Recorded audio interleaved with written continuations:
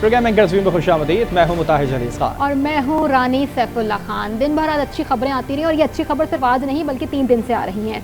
Open market के बाद interbank में भी डॉलर नीचे आ गया है। कारोबार के लिहाज से अगर देखा जाए तो कारोबार के दौरान 2 रुपये का जो मजीद कमी देखी गई है। हम आपको बताएं कि इंटरबैंक में डॉलर 2 रुपये 3 पैसे सस्ता हो गया। इंटरबैंक में डॉलर 304 रुपये 94 पैसे पर आज बंद हुआ, जबकि गुज़िश्ता रोज़ इंटरबैंक में डॉलर की कीमत 306 रुपये 97 पैसे थी। ये अहम खबरें, बड़ी खबरें, क्योंकि इसके बाद अब कहा यह जा रहा है कि सोने की कीमत भी नीचे आ गई है। डॉलर को जो पर लग गए थे वो पर भी किसी तरह से थम गए हैं। अब मुताहिर इस समय हमारे साथ मौजूद हैं बात करने के लिए डॉक्टर खाकान नजीब, माशी तज्जियाकार, Zafar Paracha Sahab, general secretary exchange company association, Imran Sultan anchor person और सफदर अब्बास, नुमाइंदा आज न्यूज़। सबसे पहले रुख कर लेते हैं सफदर अब्बास का कि आज दिन भर का ओपन मार्केट में सफदर क्या अहवाल रहा वो बताइएगा। जैसे ओपन मार्केट में आए डॉलर की कीमत में कारोबार के आगाज से ही कमी का शिकार देखी गई। ना सिर्फ इंटरबैंक मार्केट में आए डॉलर जो है वो कम हुआ, बल्कि ओपन मार्केट में आए डॉलर की कीमत में नुमाया कमी सामने आई।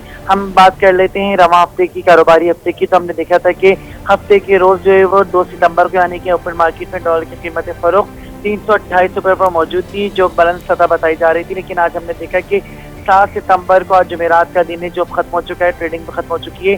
तो ओपन मार्केट में डॉलर की जो क्लोजिंग रेट है वो 306 रुपये के आए। तो इस तरह यानी कि रवा हफ्ते के दौरान ओपन मार्केट में डॉलर की कीमत में 22 रुपये का बड़ा जो है वो कमी रिकॉर्ड की गई है।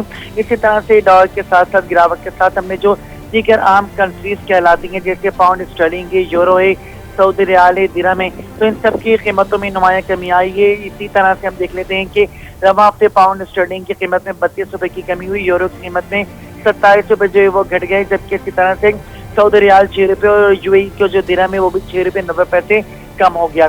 तो कहा जा रहा है कि जो सट्टाखोर हैं, जो मुनाफाखोर हैं, जो डॉलर को होल्ड करके रख रहे थे, उनके खिलाफ जो कार्रवाइयाँ की जा रही हैं, उनके खिलाफ जो उनकी बेखनी की जा रही है, इस हवाले से मार्केट में जो है वो डॉलर कीमत में ठहराव देखा जा रहा है। जो फिर मार्केट में धड़ाधड़ डॉलर खरीदा जा रहा था, धड़ाधड़ डॉलर की अब तलब बढ़ रही थी, अब वो जो है वो कुछ थमती हुई दिखाई दे रही है, क्योंकि डॉलर की कीमत में अब कमी सामने आई है और डॉलर आज भी जो है वो 306 रुपये का ओपन मार्केट में बंद हुआ है। ठीक है, सफदर हमारे साथ मौजूद रहेगा। आपने रेट्स बताए हैं, कुछ चेंजेस काफ़ी होते हुए दिखाई दिए हैं। जफ़र पराचा साहब की जानिब बढ़ते हैं, जो general secretary exchange companies association है। जफ़र साहब, बहुत शुक्रिया वक्त देने के लिए। काफ़ी चेंजेस आए हैं फैक्ट एंड फिगर्स के अंदर, और जो काफ़ी चेंजेस हम बड़े मार्जिन के साथ देख रहे हैं, जो कि कुछ अरसे पहले काफ़ी हाई लेवल पे थे, अब अचानक से नीचे गिरते हुए दिखाई दे रहे हैं। कुछ में बेहतरी आई है, कुछ में अभी भी नुकसान देखा जा रहा है। कैसे देख रहे हैं तमाम सूरत हाल? अस्सलाम वालेकुम जनाब जी। देखिए जनाब, मैं ये ऐसे देख रहा हूँ कि जब जो इदारे हैं, जब वो अपना काम नहीं कर रहे और फिर मजबूरी में हमारे चीफ ऑफ आर्मी स्टाफ को इन छोटे छोटे पेटी इशूज के लिए आगे आना पड़ा, और जब वो आगे आए तो जो उनके सहूलतकार हैं माफिया के, स्मगलर्स के, हवाले वाले के, और वो not limited to foreign exchange, यानी कि ऑल थिंग्स, ऑल जो भी वो मंगवाते हैं, स्मगल करते हैं, उन सबको, तो वो फौरी तौर पे डॉलर भी नीचे हो गया और मजीद आपकी जो कमोडिटीज है उनके रेट भी नीचे होना शुरू हो गए। तो इससे तो ये साबित होता है कि जो हमारे सरकारी इदारे हैं, जो रोकने वाले हैं, उनको मालूम है कौन करता है। इस बात से तो कि क्लियर कट साबित है, और उन्होंने उनको मना किया या उनको पकड़ा तो वो एकदम से धड़ाम से चीजें नीचे आ गई। यानी कि इस वक्त ऐसा ही है जैसे मुल्क की सालमियत से खेलने वाली बात है। तो मेरा कहना यह है कि ये भी, इस पे भी नजर रखनी होगी कि ये जो कमी है ये खुदा ना करे आर्जी ना हो, जैसे कि पहले भी क्रैकडाउन हुए और डॉलर या चीनी या गंदम नीचे आए और फिर वापस वो रिबाउंड हो गए। तो ऐसा नहीं होना चाहिए। उसके लिए हमको अपनी पॉलिसीज को रीस्ट्रक्चर करना होगा, ताकि इतने छोटे छोटे इश्यूज में इतने हाई लेवल के लोगों को ना इन्वॉल्व होना पड़े, और ये ना हो कि जैसे ही हमने जरा सी तवज्जो हटाई डॉलर भी बढ़ गया और दीगर चीजें बढ़ गई, क्योंकि हम इम्पोर्ट, बस बदकिस्मती से हम इम्पोर्ट बेस्ड कंट्री बन चुके हैं। तो हमको डॉलर अगर नहीं है तो हमारे पास कुछ भी नहीं है, और हर चीज हम बेस्ड डॉलर है। ठीक है जफर पराचा साहब, आपने जो पॉइंट रेस किया है वो यकीनी तौर पर एक बहुत अहम पॉइंट है कि ऐसा ना हो कि ये सिर्फ कुछ वक्त के लिए एक नीचे आए हो और फिर बाद में हालात इससे मज़ीद बेहतर हो जाएं। साथ ही रहिएगा, रुख करेंगे डॉक्टर खाकान नजीब, मौशी तज्जियाकार इनकी जानिब। सर क्या कहेंगे, देखने में बज़ाहिर तो ये बहुत खुश आइंद बात लग रही है और अगर देखा जाए तो माशी तज्जियाकारों और कारोबारी हजरात के आगे भी हम काफ़ी पुरुमीद हो गए, लेकिन ये सही लग रहा है आपको? क्या तज्जिया इस पर? देखिए, हर चीज को होलिस्टिकली देखना चाहिए। इस वक्त जो मार्केट में हो रहा था उसके मुताबिक एक ऐसा सेंटिमेंट क्रिएट हुआ था कि रुपए और डॉलर का एक कारोबार सा चल रहा था। लोग समझ रहे थे कि डॉलर जमा करना एक कारोबार है। ये कारोबार नहीं है। हम डॉलर को इस्तेमाल करते हैं अपनी नीड्स को पूरा करने के लिए, जिसमें एजुकेशन नीड्स हैं, जिसमें इम्पोर्ट की नीड्स हैं। इस वक्त जो ग्रे मार्केट, जिसको मैं कहूँगा एक थर्ड सी मार्केट क्रिएट हुई थी, जो नो योर कस्टमर के बगैर क्रिएट हुई थी, तो सारा कुछ सेंटिमेंट जो है वो इस तरह का बना हुआ था। उस पे administrative action in the short run उस सेंटिमेंट को भी तब्दील किया और सिग्नल किया अथॉरिटीज की उस अटेंशन को उस तरफ कि पाकिस्तान में ये एक सही चीज नहीं है और ये नहीं होनी चाहिए। इसकी वजह से जो रेमिटेंसेस थी वो ऑफ मार्केट चली गई, तो जो हमारी इंटरबैंक की भी फंक्शनिंग है वो ठीक नहीं हो रही थी। आप अंदाजा लगाइए कि अप्रैल 2022 में पाकिस्तान में 3 अरब डॉलर की रेमिटेंस लगी। जुलाई में यही रेमिटेंस जो अभी गुजरा है 2023 का, वो सिर्फ 2 अरब डॉलर रह गई और तकरीबन इसके लगभग ही अगस्त 2.1 बिलियन डॉलर के करीब लग रहा है फिगर आएगा।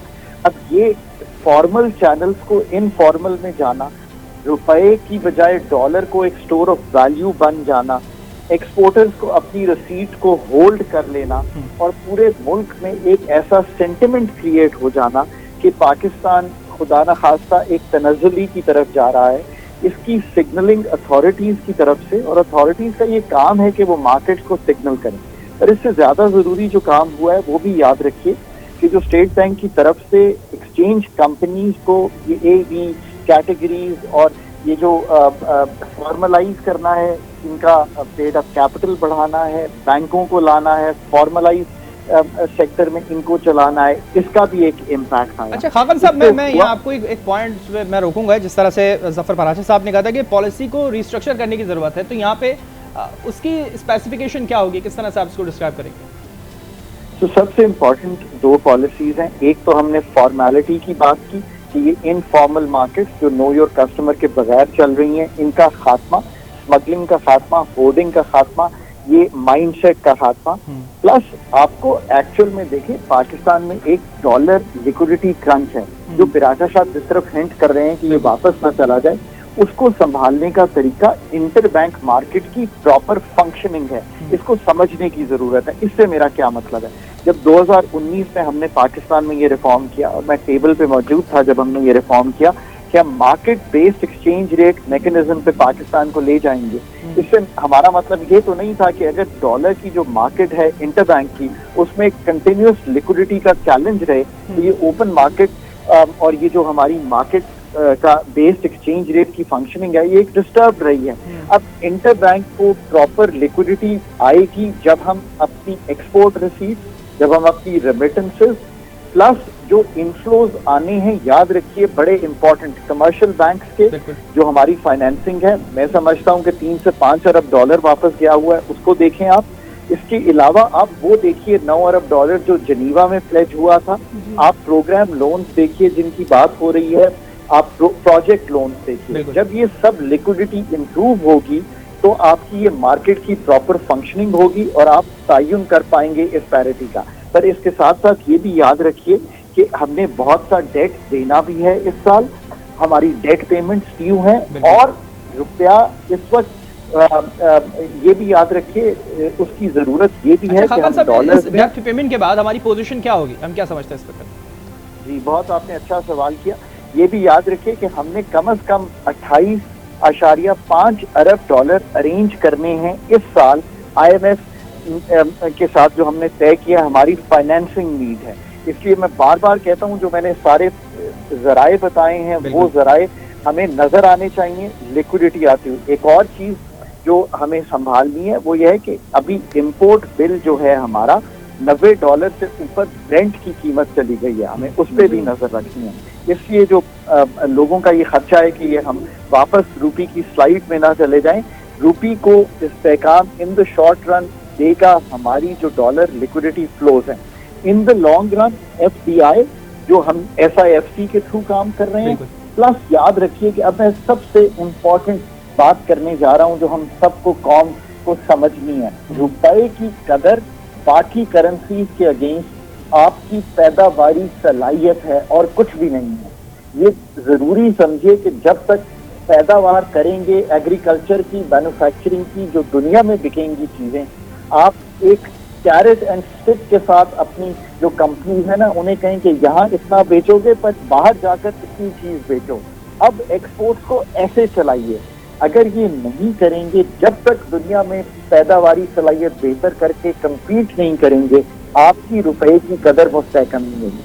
FDI का पोटेंशियल पाकिस्तान में इसलिए है कि पाकिस्तान में बहुत सा इस वक्त स्टेट ओन्ड एंटरप्राइजेज में हमारे पास प्राइवेट। नजीब साहब, नई इस्लाहात भी आ रही है, रिफॉर्म्स किए जा रहे हैं। अब आवाम कारोबारी हजरात काफ़ी पुरुमीद हैं कि 3 दिन में जो बेहतरी आई है यही बेहतरी आगे भी चलेगी। अब देखा जा रहा है कि कानून नाफिज करने वाले इदारों ने क्रैकडाउन भी शुरू कर दिया है। सऊदी रियाल, कतरी रियाल, दिरहम, गोल्ड तकरीबन सभी आहिस्ता आहिस्ता ही सही लेकिन नीचे आ रहा है। लेकिन इसे हम आहिस्ता भी नहीं कह सकते क्योंकि 3 दिन में 21 रुपये जो है डॉलर वो नीचे आ गया है। हमारे साथ इस वक्त मौजूद हैं इमरान सुल्तान, एंकर पर्सन साहब। सर बताइएगा कि 3 दिन में जो वाकई क्रैकडाउन का नया सिलसिला शुरू किया गया है, इसके अलावा कानून नाफिज करने वाले इदारे भी उन्होंने करेंसी मार्केट तक सील कर दी है, जो रुपए और डॉलर की कीमत नीचे आ रही है, तो आपका क्या ख्याल है, ये वाकई क्रैकडाउन की वजह से हो रहा है? इमरान सुल्तान साहब, आपसे सवाल किया गया, आपको मेरी आवाज आ रही है? देखिए जी, ये तो तय है कि डंडा चला है। जी जी जी बिल्कुल, आप सुन पा रहे हैं मुझे? जी जी मैं सुन पा रही हूँ। हाँ, ये तो तय है कि जनाब डंडा चलाए और डंडा चलने के बाद ही सारी चीजें जो है वो बेहतरी की जानिब हुई है। सिंपल सी बात ये है कि इस डंडे का असर कब तक रहेगा। जो पॉइंट ऑफ कंसर्न है इस वक्त वो यही है कि ये देखिए, एक आम पाकिस्तानी, मैं और आप, हम लोग डॉलर ना खरीद रहे, खरीदा कर रहे थे, कुछ नहीं कर रहे थे से डॉलर के बढ़ने से, लेकिन ये पूरे माफिया, पूरे स्टेक होल्डर्स जो इसके अंदर रहते हैं। और अभी सिंपल है कि जो आपकी एक होती है इंटरबैंक, ओपन मार्केट, और तीसरी मार्केट जो है जो कि ब्लैक मार्केट या ग्रे मार्केट सो कॉल्ड जिसे कहा जा रहा है, ये वहां पर डंडा चला है और उसके नतीजे में वो बिजनेस जो है वो अब रेगुलर मार्केट के ऊपर शिफ्ट हुआ है। आप सुन पा रहे हैं मुझे? जी जी जी, आवाज आ रही है। ठीक, तो ये बिजनेस शिफ्ट होना जो है यही रिफ्लेक्ट कर रहा है कि जनाब इसके अंदर जो एपेटाइट है। मेरा कंसर्न अभी भी है कि अभी भी आप देख रहे हैं कि जो एक फ्री फॉल होना चाहिए था या पैनिक सेलिंग होनी चाहिए थी डॉलर की ओपन मार्केट के अंदर या इंटरबैंक में, वो नहीं आई है। अभी भी जिन्होंने रोका हुआ है होल्ड करके बैठे हुए हैं और इस उम्मीद पे होल्ड करके बैठे हुए हैं कि जनाब दोबारा उनके अच्छे दिन आ जाएंगे और दोबारा ये डंडा जो है थोड़ा सा हल्का हो जाएगा। ये होल्ड करके बैठे हुए हैं, मैं आपको यहाँ रोक के सवाल करना चाहूंगा, ये जो होल्ड करके बैठे हुए हैं इससे कितना बुरा इंपैक्ट पड़ रहा है? और जिस तरह से जफर पराचा साहब ने भी अब एक पॉइंट रेज किया था कि रिस्ट्रक्चर करना, और ये आर्जी कमी तो नहीं है, आगे चल के हमें और इससे मुश्किल हालात तो नहीं देख सकते, ये होल्ड करने से कितनी हम पे इंपैक्ट पड़ रहा है इसका? देखें, इस वक्त आप ये देखें ना कि डॉलर की ओपन मार्केट और आपके इंटरबैंक और ओपन मार्केट पे जो डिफरेंस चल रहा था, गो के एक नया फॉर्मूला जो इस वक्त आया था राजनीति के थ्रू कि जनाब आपका ओपन मार्केट और इंटरबैंक का रेट जो है वो 5% से ज्यादा उसमें स्प्रेड नहीं होना चाहिए। ये इस वक्त जो असल मार्केट है पाकिस्तान की वो इंटरबैंक मार्केट है जो 90-95% बिजनेस को लेकर चलती है। 90-95% जहां पे डॉलर की जरूरियात को पूरा किया जाता है। ये 5% आपकी ओपन मार्केट है, लेकिन ओपन मार्केट जो 5% ओपन मार्केट है वो पूरे 95% मार्केट को लेकर चल रही थी। और फिर जब हम ग्रे मार्केट में चले जाते हैं तो मैं जो इस वक्त बात कर रहा था कि जनाब ये सारे वही लोग हैं जो इस सिस्टम के अंदर बैठे हुए हैं, जो इदारों के अंदर बैठे हुए हैं। एक अगर डंडा चला और उसके बाद सब साइडलाइन हो गया, ये खत्म नहीं हुआ है। हमारा सबसे बड़ा जो कंसर्न है, ये चीज नौबत क्यों आई? इसमें आप देखें कि 6 महीने पहले तक फैटफ यही सब चल रहा था ना कि पाकिस्तान जो फैटफ की लिस्ट के अंदर है, अल्लाह अल्लाह करके हम उसकी लिस्ट से बाहर निकले और फिर आपने देखा कि दोबारा ये एंटी मनी लॉन्ड्रिंग और आपके इसमें टेरर फाइनेंसिंग जो है वो आती है। जिस तरीके से हमारी ग्रे मार्केट बढ़ रही थी। तो पाकिस्तान ने इस वक्त जो हमारी हाई अप्स में टॉप मिलिट्री लीडरशिप ने एक जो कमिटमेंट जाहिर किया और उसके बाद हम देख रहे हैं कि चीजों की तरफ बेहतरी आई। तो हमें अपने इस पूरे सिस्टम को दुरुस्त करने की जरूरत है। ये ऐसे नहीं कि यहाँ ठीक है, हमारे इमरान सुल्तान सर थे। इमरान साहब साथ ही रहिएगा। एक बार फिर रुक करेंगे जफर पराचा साहब की जानिब, general secretary exchange company association. Sir, अब हम क्रैकडाउन की बात कर रहे थे अब से कुछ देर पहले कि क्रैकडाउन किया जा रहा है, पूरे मुल्क में क्रैकडाउन जारी है। उसकी वजह से हमें लग रहा है कि डॉलर और बाकी सारी चीज़ें अब नीचे आ रही हैं स्लोली। लेकिन ये क्रैकडाउन सिर्फ और सिर्फ डॉलर और इस पर नहीं किया जा रहा, सिर्फ एक्सचेंज कंपनीज पे भी हो रहा है। तो इस एक्सचेंज कंपनी में जो किया जा रहा है, इस क्रैकडाउन को आप कैसा देख रहे हैं? बात यह है जो जी क्रैकडाउन है, जैसे इमरान भाई ने फरमाया कि ये इलीगल लोगों के खिलाफ हुआ है, ठीक है, और वो सेंटीमेंट चेंज हुई, जैसे नजीब खान साहब ने कहा कि सेंटीमेंट चेंज हुए, और खास तौर पे जो एक्सपोर्टर्स ने जो होल्ड किया हुआ था, मैं फिर वही वाली बात करूंगा पॉलिसी की, कि वो पॉलिसी है तो वो रोक पाते हैं ना, उसमें लूप होल्स हैं।